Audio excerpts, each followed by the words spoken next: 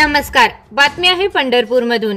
श्री विठ्ठल रुक्मिणी मंदिर समितीतील अनागोंदी कारभार मनमानी निर्णय सुरू असल्यामुळे मंदिर समिती बरखास्त करण्यात यावी या मागणीसाठी शिवक्रांती संघटनेचे संस्थापक अध्यक्ष दत्तात्रय काळे महाराज दिनांक 26 मे पासून तहसील कार्यालय पंढरपूर येथे अमरण उपोषणाला बसले आहेत।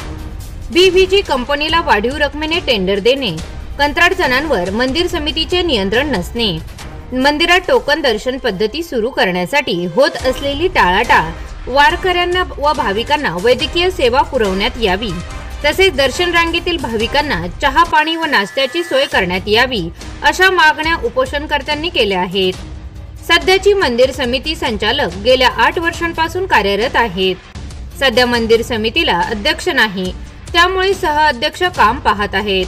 वास्तविक मंदिर समितीची मुदत संपून अनेक वर्ष झाले, मात्र नवीन समिती नेमली जात नाही।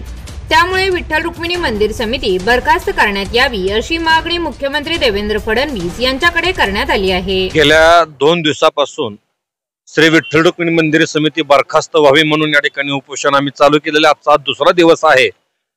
याच्या मागचे कारण असे की गेल्या 8 वर्षापासून श्री विठ्ठल रुक्मिणी मंदिर समिती सदस्य असतील, सहाध्यक्ष असतील, यांचा मनमानी कारभार सध्या मंदिर समितीमध्ये पाहायला मिळत आहे।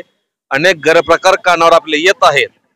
तर चालूचा प्रकार जर आपण या ठिकाणी पाहिला तर बीव्हीजी एक नामांकित कंपनी आहे। बीव्हीजी कंपनीला 5,77,00,000 रुपयाचं सिक्युरिटीचं टेंडर या मंदिर समितीने दिलेले। तेच टेंडर गेल्या वर्षी रक्षक कंपनीला 4,44,00,000 रुपये होतं। मग ह्याच वर्षी 5,77,00,000 रुपयाचं का काढलं? हा केवळ मनमानी कारभार, पैसे खाण्याचं काम या ठिकाणी मंदिर समिती या ठिकाणी करत आहेत। आणि विशेष म्हणजे कुठल्याही प्रकारचा कुठल्याही कंपनीवर या मंदिर समितीचा चाप नाही, कार्यकारी अधिकाऱ्यांचा नाही। कारण अजून बीव्हीजी कंपनीला वर्क ऑर्डर न देता बीव्हीजी कंपनीनं मात्र पंढरपूरकरांच्या, पंढरपूर रहिवाशांच्या या ठिकाणी फसवणुकीचं काम चालू केलंय।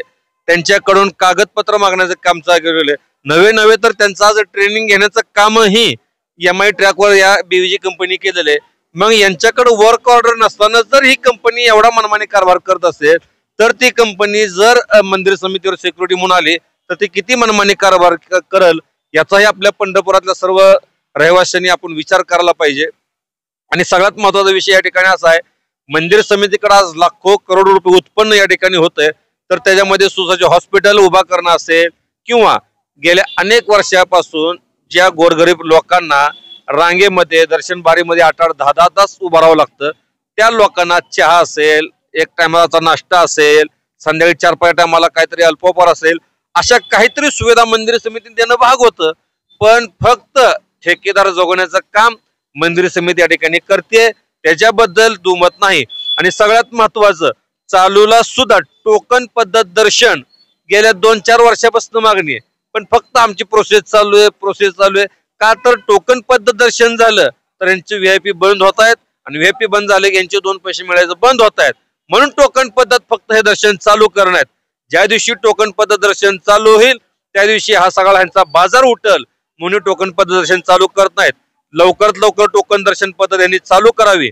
आणि माननीय मुख्यमंत्र्यांनी या ठिकाणी माझं आग्रहाची विनंती आहे, तुम्हाला जर आषाढी वारीच्या एकादशीला महापूजेसाठी यायचं असेल तर येण्याआधी ही मंदिर समिती बरखास्त करावी, मगच पूजेला आपण यावं, अन्यथा आपण पूजेला येण्याच्या अधिकारात बसत नाहीत। या ठिकाणी आम्ही मुख्यमंत्र्यांना विनंती करतो।